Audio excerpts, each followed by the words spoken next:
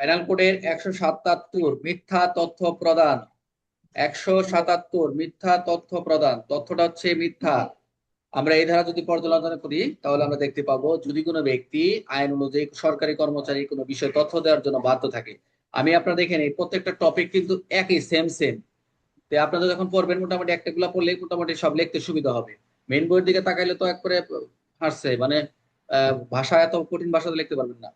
তাহলে আমরা এখানে দেখতে পাচ্ছি যদি কোনো ব্যক্তি আইন অনুযায়ী কোনো সরকার আইন অনুযায়ী যদি কোনো ব্যক্তি আইন অনুযায়ী, আমরা বলি না আইন তো সকলের জন্য সমান, কিন্তু আইন না জানার তো একটা অপরাধ। সেক্ষেত্রে বলছে যে আইন অনুযায়ী কোনো সরকারি কর্মচারীকে কোনো বিষয়ে তথ্য দেওয়ার জন্য বাধ্য থাকে, কিন্তু সে জেনে শুনে, বলছে নোয়িংলি, জেনে শুনে যদি বা এটা তার বিশ্বাস থাকে, বিশ্বাস করার কারণ থাকা সত্ত্বেও যে কিন্তু জেনে শুনে বা বিশ্বাস করার থাকা সত্ত্বেও মিথ্যা তথ্য সত্য বলে প্রদান করে, মিথ্যা তথ্য সত্য বলে প্রদান করে, সেই ক্ষেত্রে এই অপরাধ বলে গণ্য হবে। এখানেও এই ক্ষেত্রে আমরা দেখতে পাবো সর্বোচ্চ জরিমানা 6 মাস এবং 1,000 টাকা জরিমানা এটা। আর এই তথ্যটি যদি হয়, এই ইনফরমেশন বা তথ্যটি যদি হয় কোন অপরাধ সংগঠনের বিষয়ে, অপরাধ প্রতিরোধের বিষয়ে, অপরাধ গ্রেপ্তারের জন্য, আমরা কিন্তু আগেরটাও দেখলাম। মিথ্যা তথ্য আপনি দিলেন, মিথ্যা তথ্য প্রদান করলেন, যদি আপনার অপরাধ সংগঠন, কোন একটা অপরাধ সংগঠন হচ্ছে, মিথ্যা তথ্য দিয়ে দিলেন। অপরাধ প্রতিরোধ করা দায়িত্ব, কিন্তু সেটা এটা একটা এলাকায় অপরাধ হচ্ছে, কিন্তু আপনি সেটা আরেকটা জায়গায় দিয়ে আপনি চালাই দিলেন। অপরাধী গ্রেপ্তারের জন্য প্রয়োজনীয় তথ্য, সর্বোচ্চ 2 বছর কারাদণ্ড, জরিমানা অবৈধন্য দণ্ড।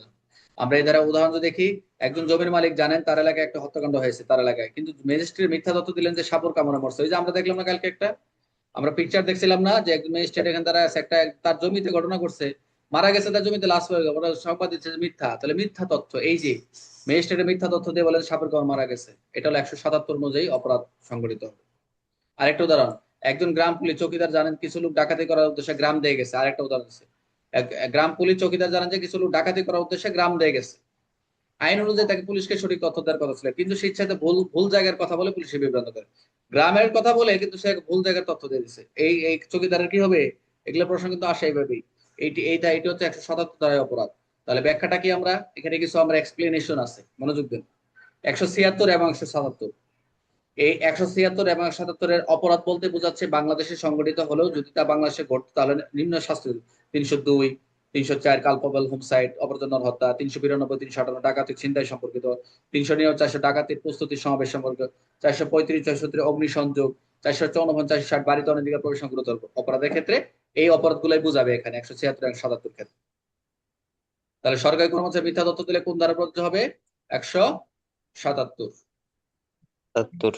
তাহলে 177 কোন বিষয় সম্পর্কিত? তথ্য কে? মিথ্যা তথ্য না, দেওয়া, মিথ্যা তথ্য দেওয়া। তাহলে 177